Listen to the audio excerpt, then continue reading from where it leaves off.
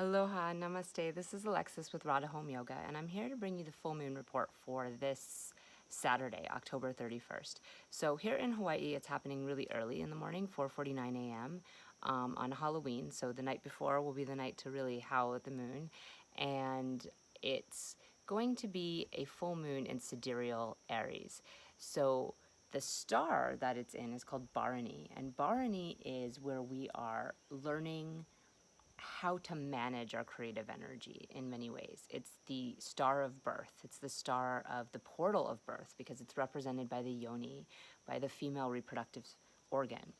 And that is how we are all born into this world. That's how we come out and live our lives. But it's also ruled by the god of death, by Yama. So we have to reckon with those two polarities, with the fact that we're born, with the fact that we die. Those are kind of the two main truths in this world, is that we came here and we will leave here. Um, and that those portals of life and death hold something. They hold a mystery for us. And it's also about our creative energy, because that birth is the creation of ourselves, and throughout this life we want to continue to create. We want to continue to make things, and we want to make love, we want to make maybe children, we want to make art, we want to make meaningful contributions to society. We want to do things. We have projects and ideas and all these different ways we want to use our creative energy. And Bharani is asking us to look at how we have boundaries around that. How are we able to restrain ourselves as well, so that we're not just kind of willy-nilly with our energy? Because when we have this creative energy, it's very powerful, it's very potent. It can make things happen. When we have 20 different things we're trying to make happen, how do you think that's really going to manifest? It's going to be half-assed. Everything's going to be kind of part done, part worked on, part, sort of here, sort of there. But when you concentrate your energy and say, well, you know what, this is the thing I really want. This is what I'm really working towards right now. That really is where my creative spark is. And you put all your energy there, then that's where you'll be able to manifest.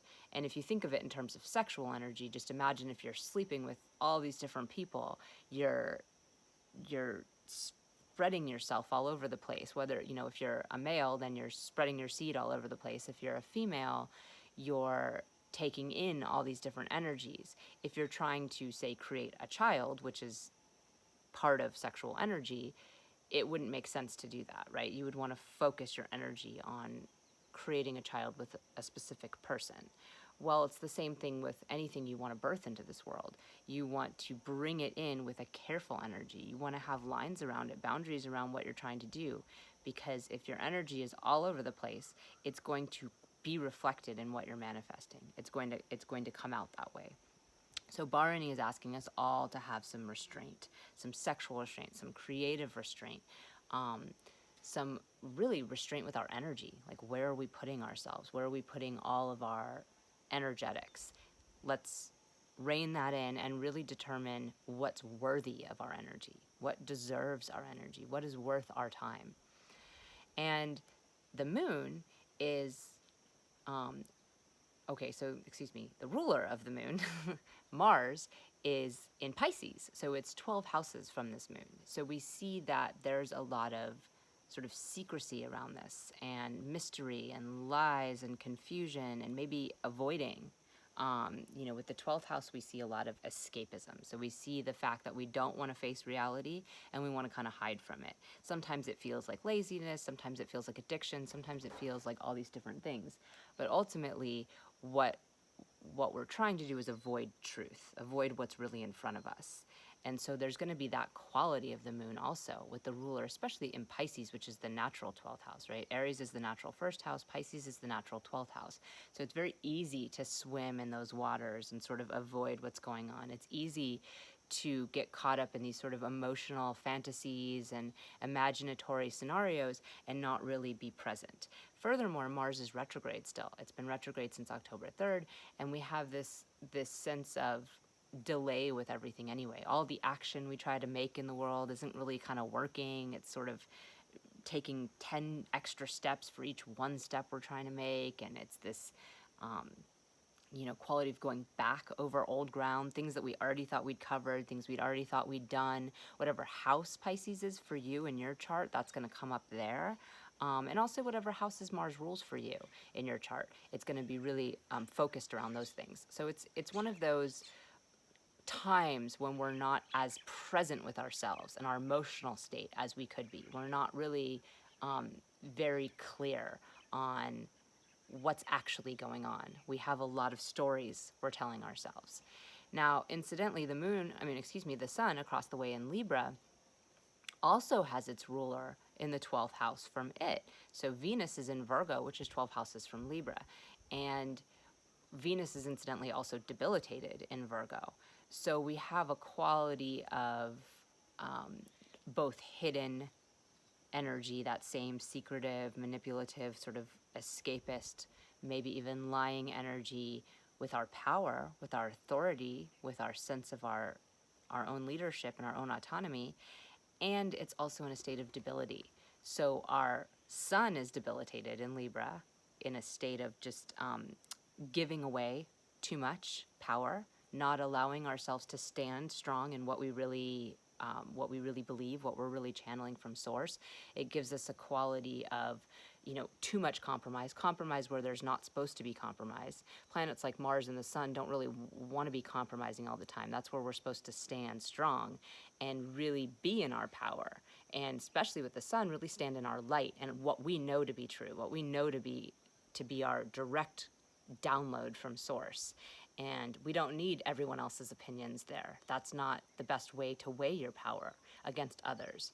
So our sun is feeling down in this state already, and then it's being ruled by Venus, who's also debilitated in Virgo, where our sense of happiness is diminished because we're very nitpicky, where our sense of pleasure and enjoyment is inhibited by the fact that we're fault finding and categorizing and organizing and wanting everything to be pure and new and clean. If everything is focused on being pure and new and clean, how, for example, sexy is that? Venus is where we're romantic, and how romantic is that when we're trying to purify ourselves and we're trying to be like new? Well, that's not going to bring out our most erotic energy, at least, and it's definitely not going to bring out our happiest, most fun energy, because gosh, if we have fun, we might get something dirty. If we do, if we might be trying to relate to somebody, but we keep finding all the faults with them and everything. So there's this constant self-effacing quality that we also put on other people there. So both of those two things are bringing about challenges with our happiness. Moon is bringing about the challenge with our connection, and the sun is bringing about our challenge with our leadership, our authority, and our power. Now, Venus does have what we call Nichabanga going on right now, where Mercury, the ruler of Virgo, is in Libra, join the sun, and Venus is in Mercury's sign. So they're exchanging signs. They're in each other's signs. And that gives some intelligence to both of the planets. So Mercury actually is doing pretty well in Libra. We are very agreeable. It's a place where we do want to be more compromising, our communication. We want to be able to talk to people and have this quality of, compromise and hearing them and wanting to, come to some sort of harmonious communicatory situation. We don't want to fight. We don't want to argue because it's ineffective. We want to speak our truth, and sometimes Mercury and Libra will move around the truth just in order to get along. But for the most part, it's a very agreeable state for Mercury. When we see those two exchanging signs, the part of us that's really nitpicky and that's maybe looking at faults and the details of everything and worrying so much about everything being clean and perfect more than we are trying to relate happily, has a boost of energy. And if you just think about the quality of communicating effectively can mitigate a lot, right? We can mitigate a lot of issues that come up just by using effective communication. So that's one of the ways that Venus is getting a little bit of help in this situation. But there's still a lot here that's dampening our light and dampening our happiness. And furthermore, giving us a lot of confusion from the mental state, the emotional state, our psyche, having that mental confusion and maybe a lot of frustration and anger because Mars is retrograde, and it's like there's all this stuff we want to be doing that we can't be doing. All of that is going to add to the confusion and make it even harder to connect to people, because the moon is the other place we connect. The moon is where we're really connecting to people, where we're connecting to people like on that very much deep psychological level where you're sharing your vulnerabilities. Venus is where you're relating to people in a bit more of a way where you're just trying to get your needs met. You're both trying to get your needs met. You know, maybe you're trying to keep that conversation happy. Maybe you're going a little bit deeper, but it's still residing in that land of the surface more, because it's not deep vulnerability that's happening as much. So all of those qualities are going on for us right now, not to mention that Mercury and the Sun just being joined together can sometimes make us feel a little bit less heard, and Mercury's retrograde. So our communication is coming out wrong, right? Maybe there's a missed text, maybe there's a missed call, or your phone's not working, or whatever's going on for you technologically that's making it harder for you to communicate with people. And so this is a time when we're really being presented with a lot of challenges, right? There's a lot that's coming up for us that feels frustrating, and it's annoying, and it's constantly sort of in our face. There's a few other things that are happening here too. We have Mars giving drishti to that Sun and Mercury. So Mars retrograde is not only the ruler of the moon in the 12th house from the moon, but it's also giving drishti to Mercury and the Sun. Especially the Sun is in closer degrees to it. So that frustration, that anger is also kind of giving its energy to our power, like frustration that we keep giving our power away. We keep offering our power to other people and checking it against other people in our relationships, but it feels frustrating to us. That's not really what we want to be doing. So that's one thing that feels really challenging to us.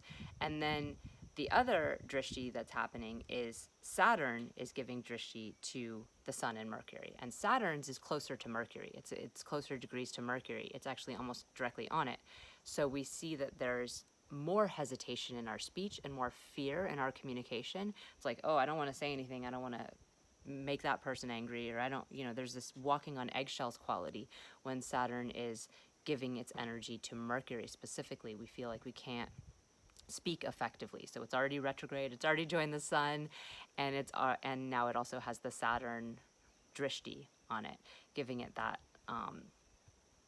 that quality of fear and hesitation and uncertainty, and really boundaries around speech, right? Not feeling like you want to speak freely, which in many ways can be intelligent. Saturn's in good dignity there, Mercury's in good dignity, so it might be actually very wise to sort of hold your tongue and not blurt everything out in this moment, especially since the ruler of Mercury is also that debilitated Venus in the 12th house for Mercury. So there's a quality where what does come out might not be true, and might be coming from a lot of sort of an anal retentive quality of like seeing every little detail but missing the big picture, not being able to step back and see the big picture quite as much. So all of those are sort of, things to look at. Jupiter's also giving drishti to the moon, which adds some positivity, some hope, some optimism, maybe good teachings that can direct you. Maybe if you have practices you can look to help you feel more uplifted and help pull you out of that escapism, or help pull you out of that state where you feel sort of confused and deluded. Jupiter can help with that. Saturn's giving a light drishti to Mars, but it's very far in degrees, so I don't think there's too much to say there. The hesitation with our Mars energy is really more about the retrograde right now, at this point. So all of these different qualities are interesting, especially considering that we had our 2 new moons in Virgo last month. So we've actually been dealing with the Virgo energy quite a bit, but we had them at the very early degrees and late degrees. If you remember, I talked about this, the 0 degrees Uttara Falguni, the 29 degrees Chitra, and our next new moon in Vishaka and Libra is also going to be at 29 degrees. And then even the following new moon, which will be a eclipse in December, is going to be at the final degrees of Scorpio. So we have this quality of already not really being present with our energy. The end degrees and beginning degrees of the signs are either Bala, infant state, or Mrita, dead state. So there's already a quality where our moon cycles themselves are not we're not fully embodied with our psyche right now.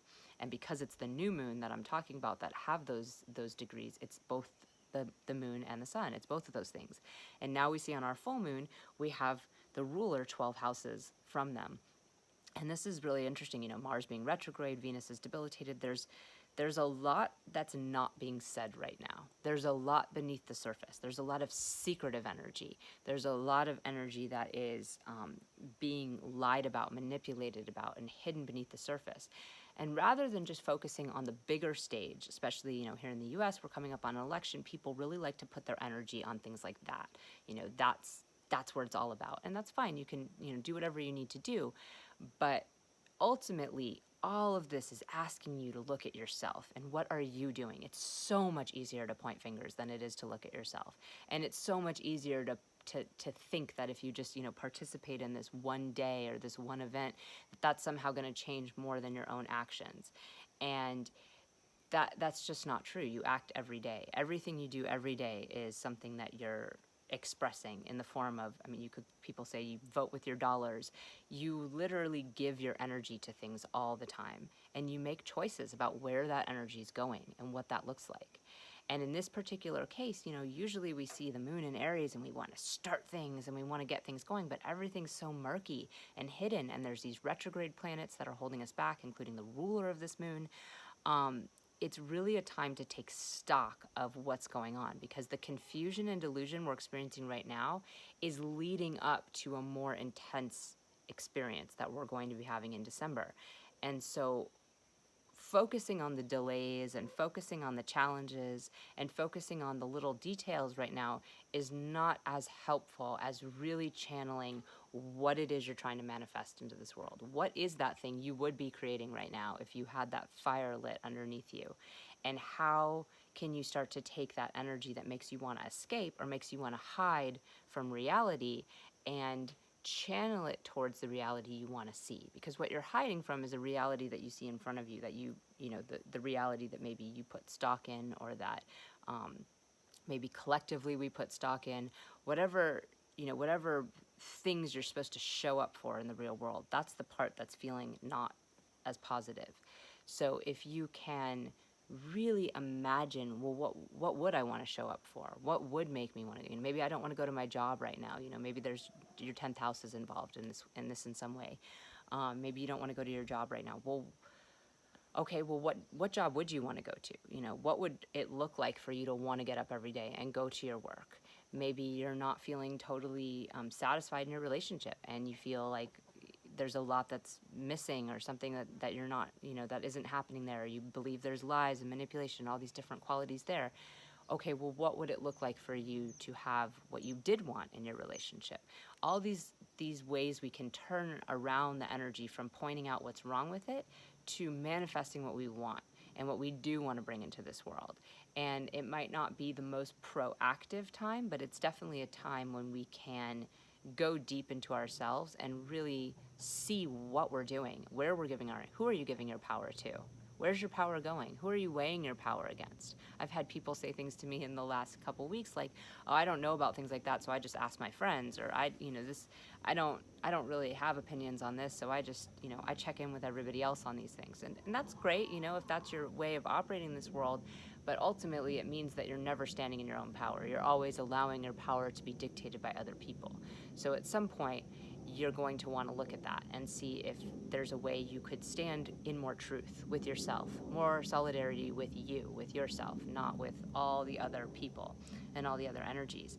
A lot of times we give our power away, like this time is a lot of times, right now in this moment, we're giving our power to other people, yet we're nitpicking on people. So if you're in a relationship, you might be giving so much of what power you actually possess to the other person, checking in with them on everything, thinking everything that your own happiness is sort of revolving around their choices or their opinions or the way they feel about you. And yet at the same time, having this sort of this quality of like noticing everything that they're doing wrong and all of this, it's like both things are working against you being happy. and even them being happy and you two connecting. So that's an interesting dynamic to be in this moment, where you're giving away power but also noticing all the faults of the very people that you might be giving your power to. So why are you trusting them with your power if they can't even, do something right? If they can't even wash a dish right, why do they get your power? Or if they can't do this simple thing you ask them to clean up after themselves and they can't do that, why then are they the only person who know how to tell you what your stature is, what you stand for, what you are embodied as here?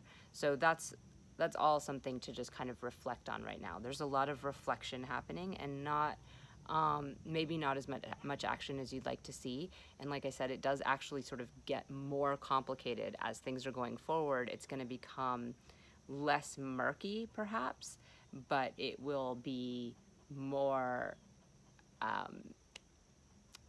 There's going to be more energy of intensity and strife and kind of this warlike energy. So the chance now to make sure that you know not what side you're on of whatever, political choice, but where do you stand, like, period, as a person, not as though there are two choices of where to stand, as though all the choices exist, although there's infinite places you can stand. Where is that? What do you believe? Jupiter's still in its own sign of Sagittarius for a short little while longer, until November 19th. What do you believe? What are you committed to? Saturn is also in good dignity in his own sign in Capricorn. What are you committed to? What are you working towards? Those two things give us a lot of power right now because they're in positive dignity in their own signs and they're forward moving, finally, right?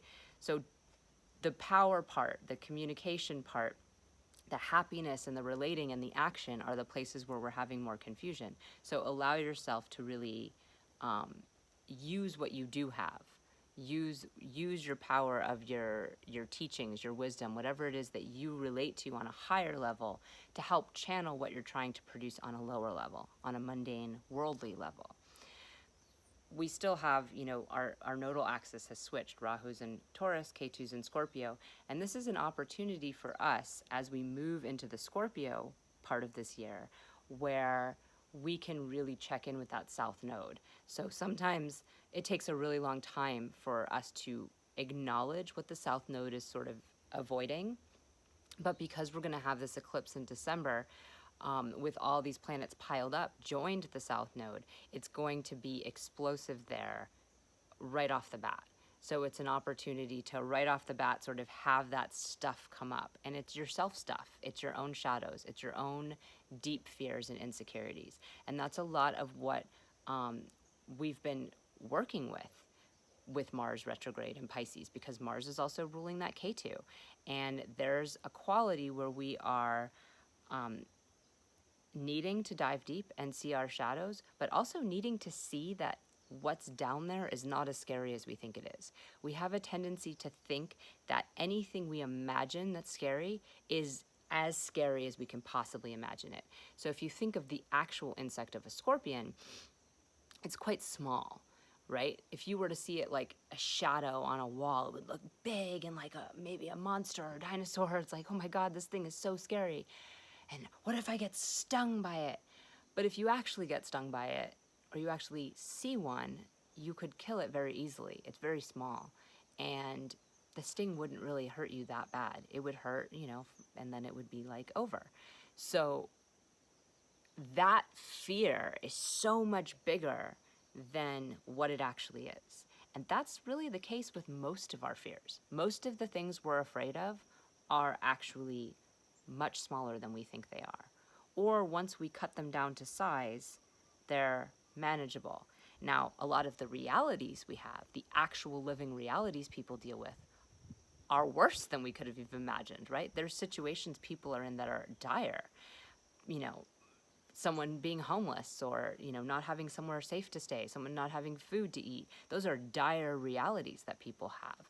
People losing their their lifelong businesses or savings during this whole shutdown and pandemic. There's things that are actual realities that are actually happening to people every day, and actually happening to you. Maybe you have health problems with those 2 new moons in Virgo. A lot of people have things coming up around their health.